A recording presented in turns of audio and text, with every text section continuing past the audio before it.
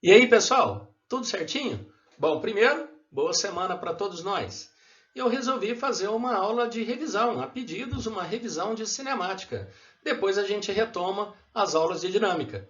Eu coloquei aqui alguns problemas importantes, um de cada assunto, para você lembrar a cinemática inteira. Tranquilo? Então, bora lá.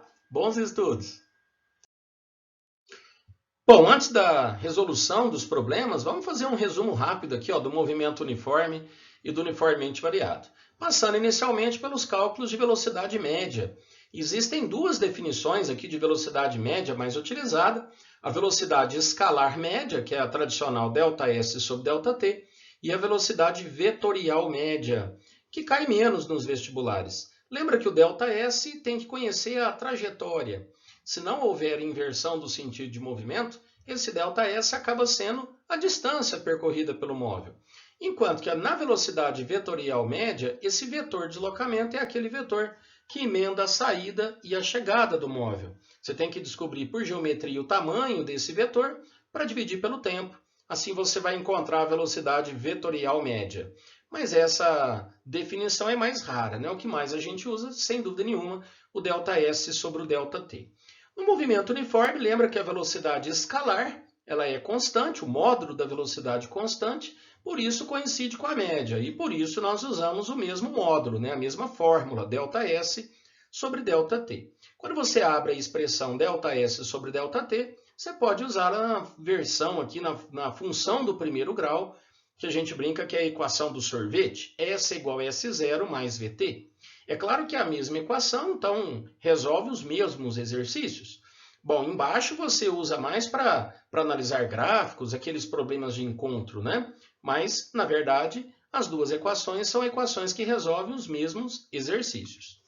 No movimento uniformemente variado, então, nós temos as três equações básicas, né? A equação da velocidade, V igual a V0 mais AT, que vem da definição da aceleração escalar média, que, na verdade, como o movimento é uniformemente variado, a aceleração escalar média ela é constante. Então, coincide aqui ó, com a mesma equação da média, ΔV sobre ΔT. Com isso, nós temos a equação da velocidade, que então vem da equação de cima, a equação do ΔS, e juntando as duas equações, você tem a função, a equação de Torricelli, né? A equação que não precisa do tempo. Tranquilo?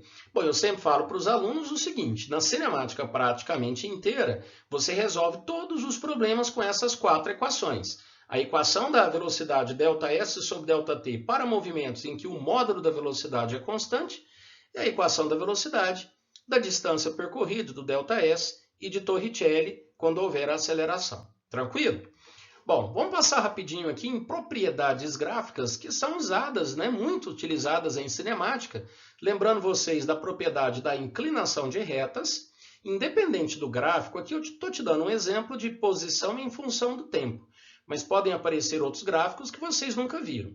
Se a questão perguntar qual é o significado físico da inclinação da reta, basta calcular a tangente do ângulo. Você, na verdade, vai analisar o que significa a tangente desse ângulo. Lembra que a tangente é o quê? Cateto oposto dividido pelo cateto adjacente. Então, nesse exemplo, ΔS sobre ΔT, que dá a velocidade. Então, a inclinação da reta aqui fornece para nós a velocidade. E a propriedade da área, principalmente o gráfico da velocidade em função do tempo, que é muito utilizado, a área dessa figura fornece, a distância percorrida fornece o ΔS.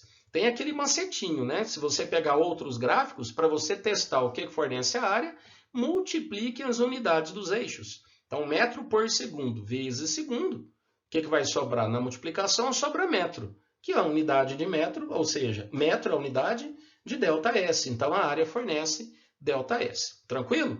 Vamos ver aqui mais uma tela de resumo. Bom, a parte gráfica, movimento uniforme, são gráficos mais fáceis, né? Vocês lembram lá do sorvete, S é igual a S0 mais VT, como a equação é do primeiro grau, então isso vai fornecer retas inclinadas. Se a reta é crescente, velocidade positiva, reta decrescente, velocidade negativa. Velocidade constante em módulo, então um gráfico é muito fácil, uma reta paralela ao eixo dos tempos. Já no uniformemente variado, a equação V igual a V0 mais AT, equação de primeiro grau. Então, gera uma reta. Então, velocidade variável com o tempo. Lembrando o seguinte, se a aceleração é positiva, reta crescente, aceleração negativa, reta decrescente. E no gráfico da posição-tempo, como a equação é do segundo grau, o gráfico são parábolas. Lembrando que se a parábola tem concavidade para cima, aceleração positiva, concavidade para baixo, aceleração negativa. Lembrem do vértice, ó. O vértice é um instante, né, que ocorre o quê? Nesse exemplo, veja que é a posição menor que o móvel atinge. E depois de atingir a posição mínima, a posição aumenta. Então, significa que nesse momento, dada por esse instante t do vértice, o móvel para sofrer a inversão do sentido de movimento. Então, sempre no vértice é o momento da inversão do sentido de movimento. Tranquilo? Bom, vamos fazer um resumo rápido aqui dos lançamentos, né? Tanto o lançamento vertical, horizontal e oblíquo, você vai utilizar as mesmas equações. Lembra que no lançamento horizontal é um caso particular, onde a velocidade inicial é horizontal. E, portanto, essa velocidade y aqui no começo vai ser zero.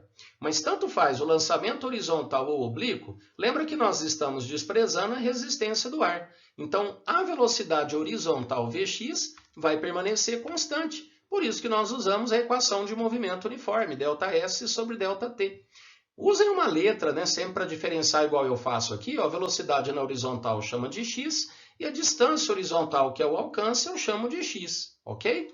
Já no movimento vertical, como o movimento tem aceleração, a aceleração é a gravidade, você pode usar a equação do ΔS, da velocidade, ou de Torricelli. A gravidade pode ser mais ou menos 10, lembrem do referencial. Se o referencial é para cima, como a gravidade é para baixo, a gravidade será, então, negativa.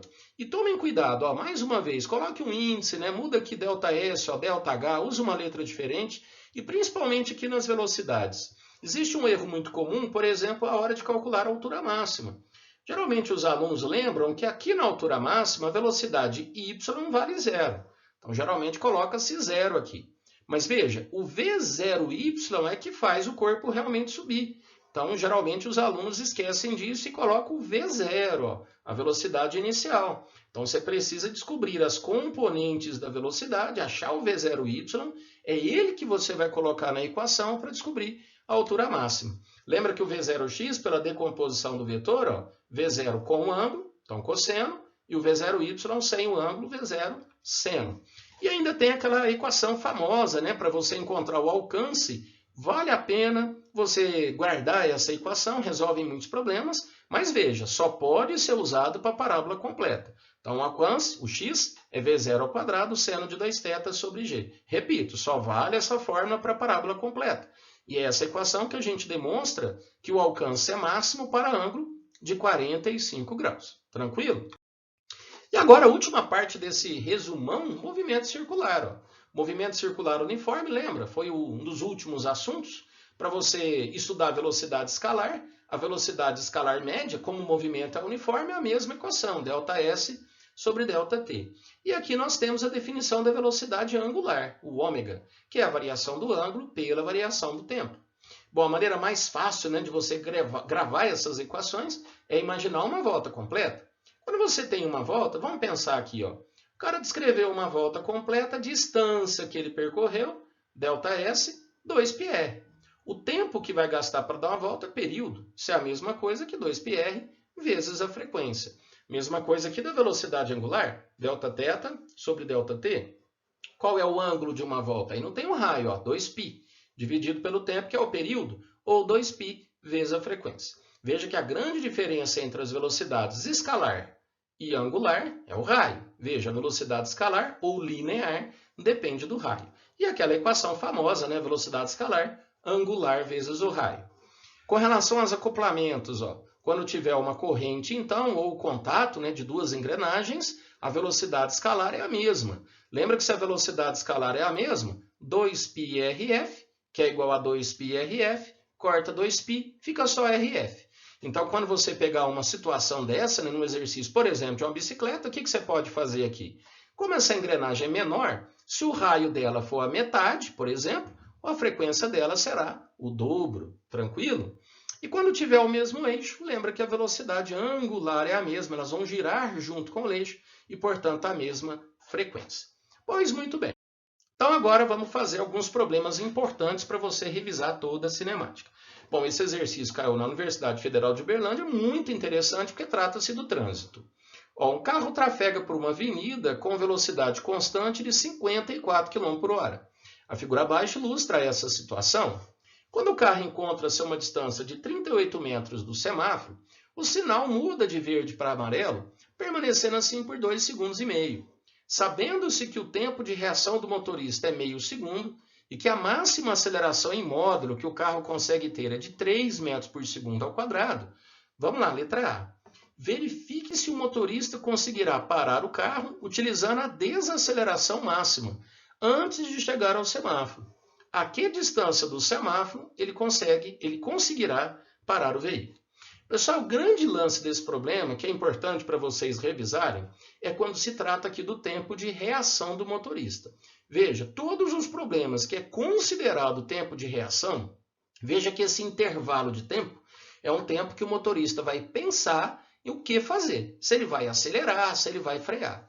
E enquanto ele está pensando, o carro prossegue o seu movimento em movimento uniforme. Então, sempre que for considerado o tempo de reação, você tem que fazer um cálculo anterior. Durante a reação, como o movimento é uniforme, você tem que achar a distância que ele percorre durante esse pequeno tempo. Então, como velocidade ΔS sobre ΔT, multiplicando cruzado, a distância é a velocidade vezes o tempo. Então, como a velocidade é 54 km por hora, divide por 3,6, eu achei aqui 15 metros por segundo.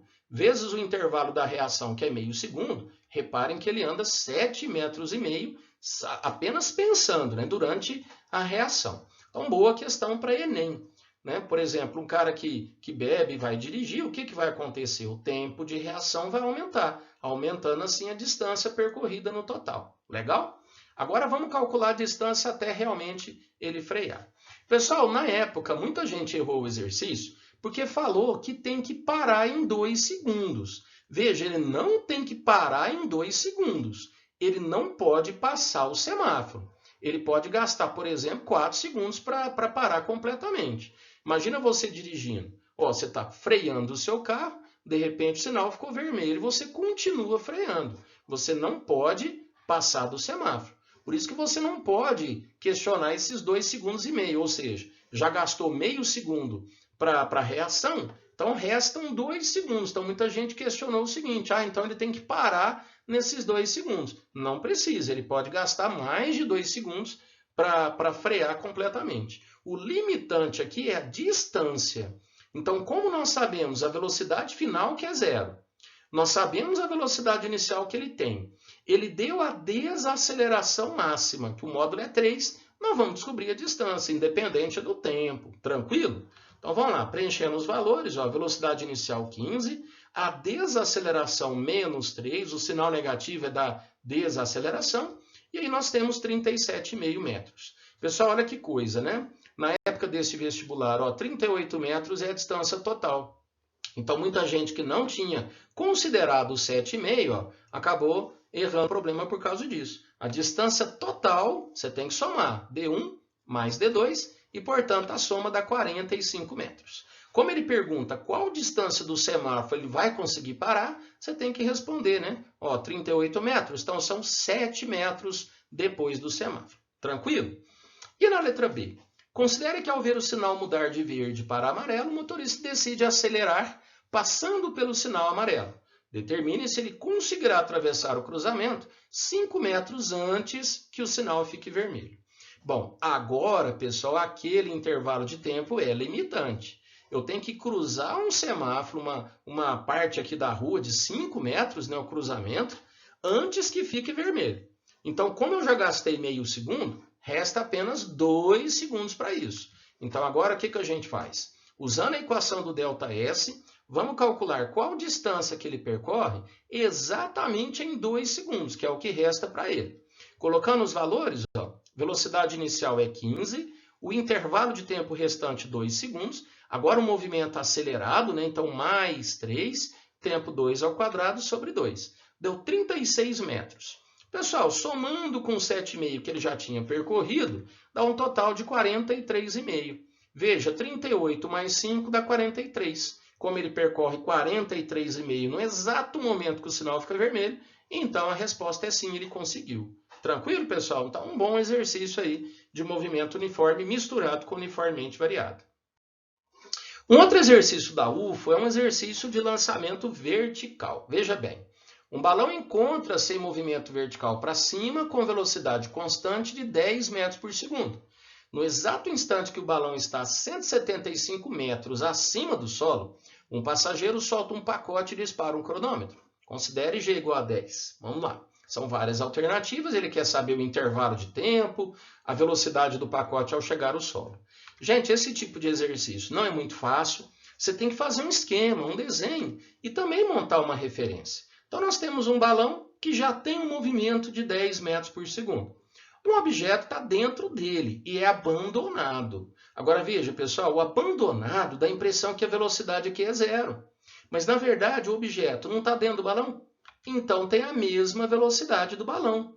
Então, se o balão está subindo, o objeto que está dentro dele inicialmente também está.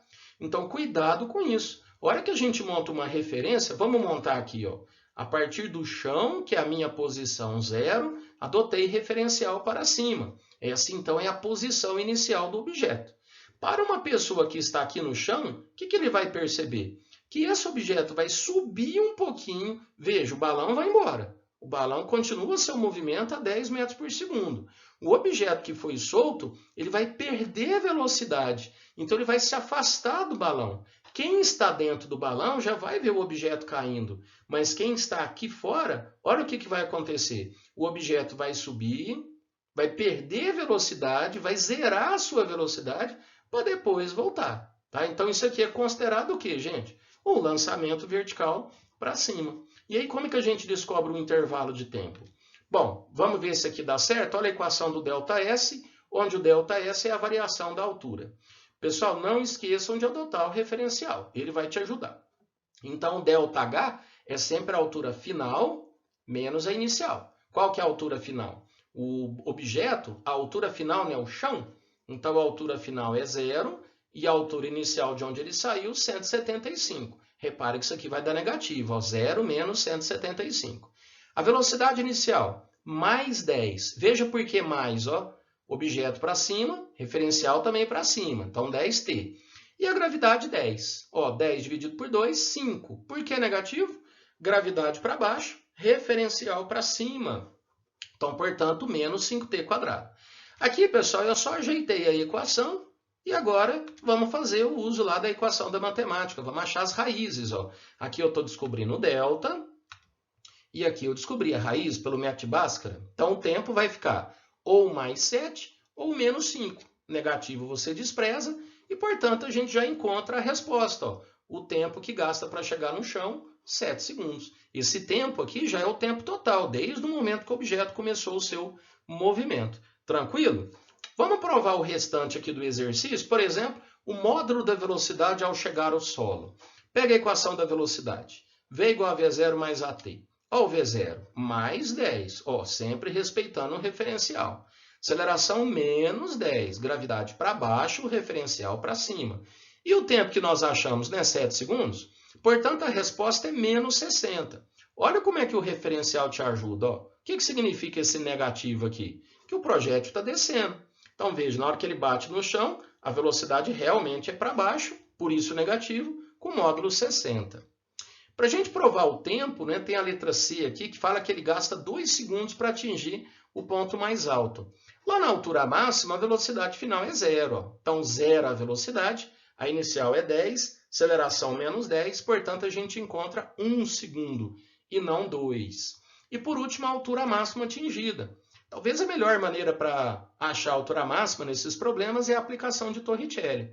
Ó, a velocidade final é 0, a velocidade inicial 10, aceleração menos 10. Encontramos aqui o ΔH de 5 metros. Somando com 175, dá 180. Por isso, a resposta é mesmo a letra B, o tempo 7 segundos. E aí, pessoal, tranquilo? Vamos fazer mais um. Esse exercício é muito legal. Agora um exercício de lançamento oblíquo. E, gente, olha, é um exercício que fala sobre o gol que o Ronaldinho Gaúcho fez na Copa de 2002, último ano que o Brasil foi campeão, mas esse problema é bem mais recente, né? O examinador apenas lembrou desse gol, que por sinal foi realmente um belo gol. Mas o exercício de lançamento oblíquo é bem interessante, olha só. No jogo da Copa do Mundo, o Ronaldinho Gaúcho preparou-se para bater uma falta. A bola foi posicionada a uma distância de 20 metros do gol. A cobrança de falta foi feita de tal modo que a bola deixou o solo a uma distância que fez, a uma direção, perdão, que faz 45 graus com horizontal. Te deu aqui o cosseno. Faça o que se pede. Com que velocidade Ronaldinho Gaúcho chutou a bola, sabendo que ela atingiu sua altura máxima a uma distância horizontal de 11,25 metros de onde a bola foi chutada? Pessoal, um problema como esse, você tem que fazer um desenho, né? Não tem como. Então eu fiz aqui um desenho, o desenho ficou legal. E aí nós temos a bola que é chutada com uma velocidade inicial desconhecida, que por sinal é a pergunta. Ele tem um ângulo aqui de 45 graus e a primeira providência é fazer a decomposição. Então do V0 aqui nós temos o V0x, V0 cosseno e o V0y, V0 seno. Na letra B ele ainda vai perguntar se foi gol, né? Se a bola passou aqui debaixo do travessão para a gente responder. Agora veja o dado aqui da letra A. Ele quer saber a velocidade inicial sabendo o seguinte, que ele atingiu a sua altura máxima percorrendo uma distância horizontal de 11,25. Então esse 11,25 é o alcance até a altura máxima. E a bola está a 20 metros do gol. Então vamos lá, vamos mudar de tela para a gente fazer. Então vamos lá, pessoal. Então, a primeira providência, ó, lembra que aqui na altura máxima o VY é zero, o Vx, né, é sempre constante. E veja que o cálculo, né, toda vez que o ângulo for 45 graus, o V0x e o V0y são coincidentes.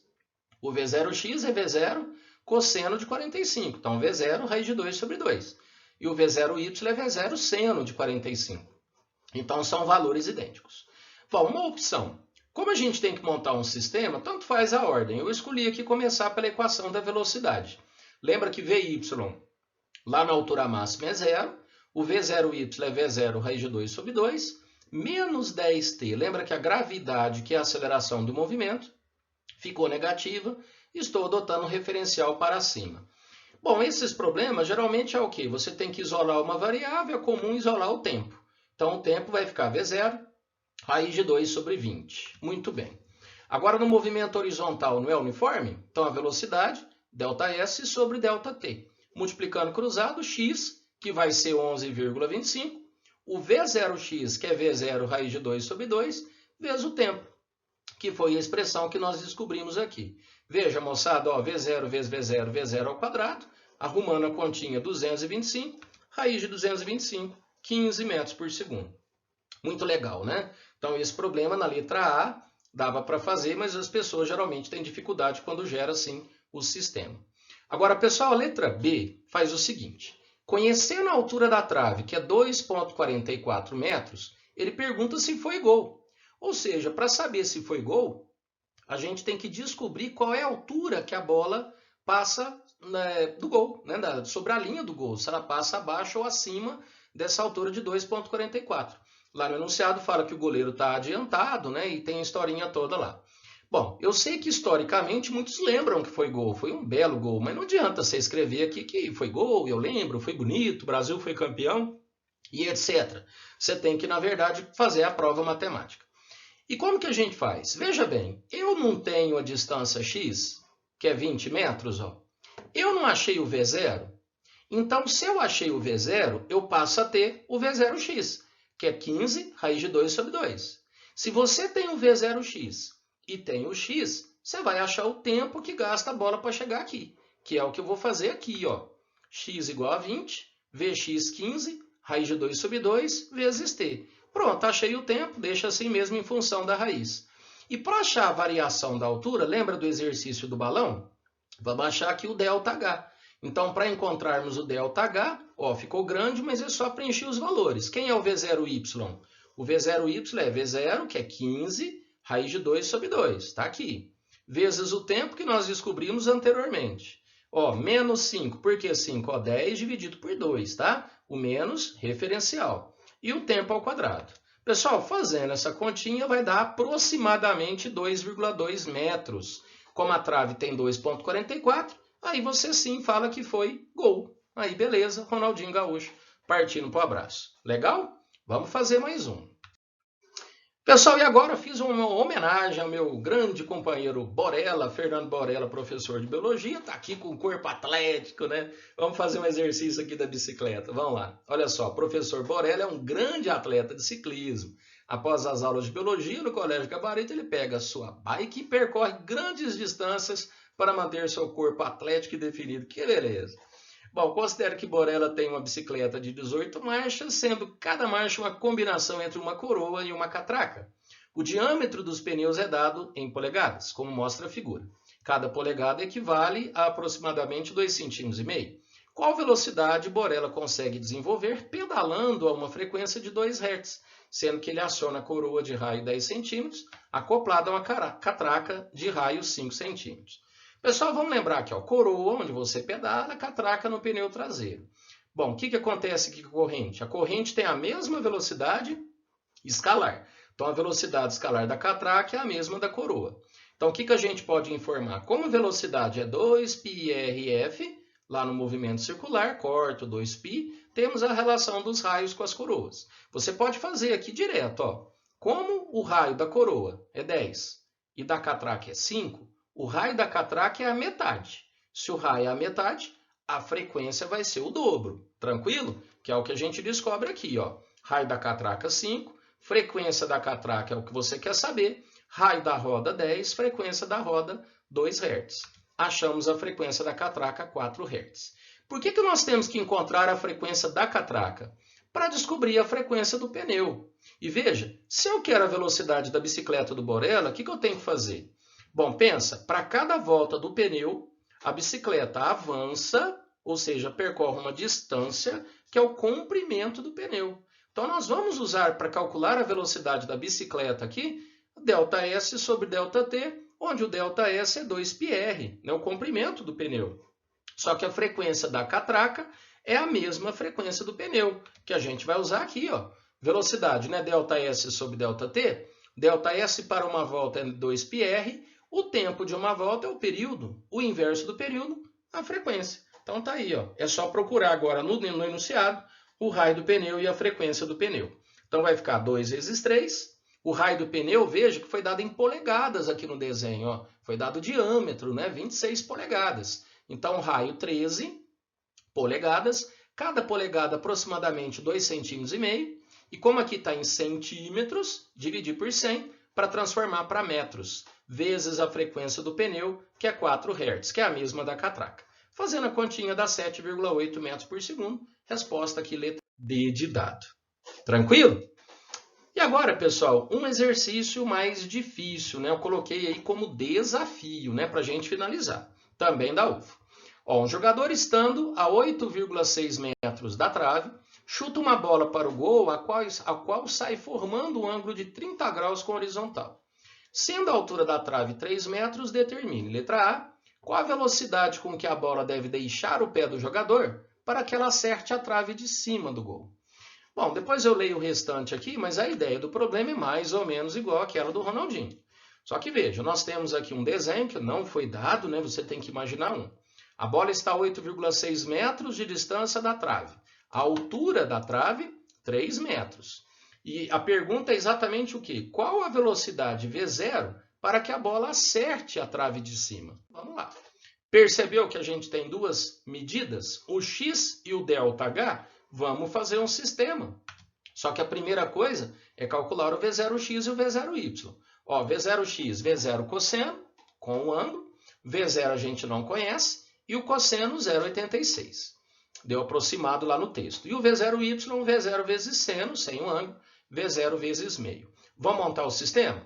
Em x é movimento uniforme. Vx, x sobre t, multiplicando cruzado. Quem é o x? 8,6. O Vx é V0 vezes 0,86, é o mesmo V0x, né, constante, vezes t. Então, para isolar o t, passa o 0,86 e o V0 dividindo, dá 10 sobre V0. Agora, pessoal, olha o ΔH. Então, dica. Todas as vezes que vocês pegarem problemas que a parábola não é completa, veja, geralmente é uma combinação dessas duas equações, do movimento uniforme e do movimento uniformemente variado, o x e o ΔH. Então, ΔH, veja, diferença de altura, 3 metros, legal. o V0y, V0 vezes meio, vezes t, que está aqui, ó, 10 sobre V0, então substituir. Gravidade 10 sobre 2, ó, já cortei, então virou 5. E o negativo é do referencial, mais uma vez adotando o referencial para cima. O resto aqui é só fazer continha. Vai dar raiz de 250 metros por segundo. Tranquilo, pessoal? Agora, a letra B faz uma pergunta que muita gente não entendeu. Ele quer saber a faixa de velocidade para que a bola entre diretamente no gol. E ele explica o que é isso. A bola tem que passar debaixo do travessão ou diretamente por cima da linha do gol. Então, seriam essas duas possibilidades. Na verdade, entre, né, essas duas possibilidades. Ou ela passa abaixo da linha da trave, ou passa por cima da linha do gol. Agora, gente, essa condição eu já calculei. Ó. Para bater na trave, é raiz de 250. Então, para passar por baixo, menor do que esse valor. O que a gente tem que fazer agora é calcular com qual velocidade V0 que ele vai passar ou vai chegar exatamente na linha do gol. Tranquilo? E aí, vamos fazer tudo de novo. Só que essa primeira parte não precisa repetir, porque o alcance continua sendo 8,6. Ó. Então, a expressão do tempo é o mesmo. Claro que vai mudar o V0, né? Vai mudar o tempo, mas a expressão é a mesma coisa. O que é que vai mudar? Vamos lá, olha que interessante. Saiu do chão, pegou no travessão, ΔH 3. Saiu do chão, voltou no chão, ΔH aqui, ó, 0. Entendeu? Saiu do chão, voltou para o chão, não há desnível. Então, ΔH é 0. O V0y é V0 vezes meio. Ó, o tempo é 10 sobre V0, só substituir. Gravidade menos 5. E aí o resto é só fazer o cálculo. Nós vamos achar 10 metros por segundo. Como ele quer a faixa de velocidade, então a resposta, ó, a velocidade para que, né, a bola entre no gol nessa faixa tem que estar entre 10 e raiz de 250. Veja que não pode ser igual, né? Se for igual, ou pega na linha ou bate na trave. Então tem que ser entre esses valores. Legal? E finalmente a letra C, que é a parte mais difícil. Se eu chutar a bola com 8,6, ela vai cair antes do gol. Lembra que com 10 ela cai exatamente aqui na linha. Então 8,6 ela cai antes do gol. A pergunta do exercício é: qual velocidade média que o goleiro tem que ter para pegar a bola antes que ela caia no chão? Muito interessante, né? Mais trabalhoso. Eu tenho que calcular essa distância primeiro. Ó. E para calcular essa distância, eu preciso calcular essa, o x. E aí vai mudar tudo de novo. Vamos fazer todos os cálculos novamente. Como é que é o V0x? V0 vezes o cosseno. Olha lá, com o ângulo, 8,6 vezes 0,86, dá 7,4. Aproximado, quebradeira.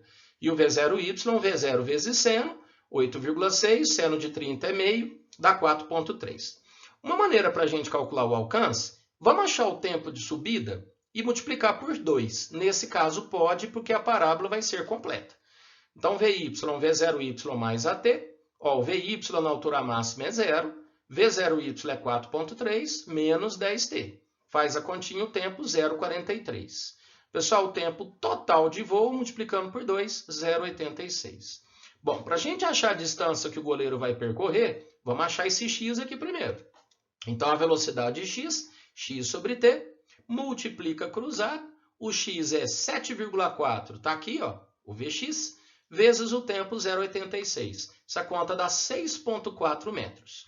Finalmente, a velocidade média do goleiro. Ó, o que o goleiro vai percorrer daqui para cá? 8,6 menos 6,4. E o tempo que o goleiro tem disponível é o mesmo tempo de voo da bola. Pronto, fazendo essa continha, 2,6 metros por segundo. Pessoal, tá aí. O vídeo ficou um pouco longo, né? Mas é porque os exercícios também são top de linha, né? Para você revisar uma boa parte aí de toda a cinemática. Espero que tenham gostado. Então, um abraço para vocês e bons estudos.